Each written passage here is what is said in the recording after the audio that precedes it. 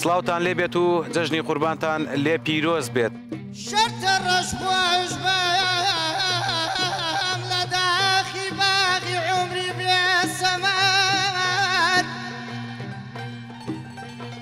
Tabii bizimle bugün Irak Aydın Yıldızı ve Çerçek'in Parlak Yıldızı bizimle o güzel sesiyle Mustafa Semir bizimlendi.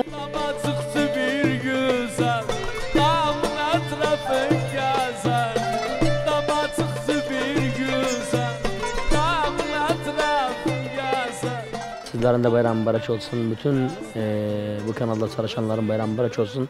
Türkmen ve Arabi zor ya. Atır aglanca zor akriye.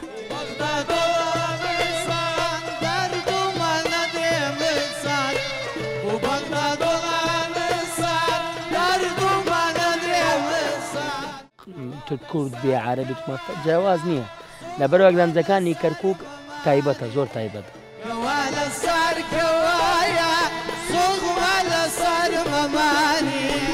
طليع وكسام داني دارم كان ناس مالي طليع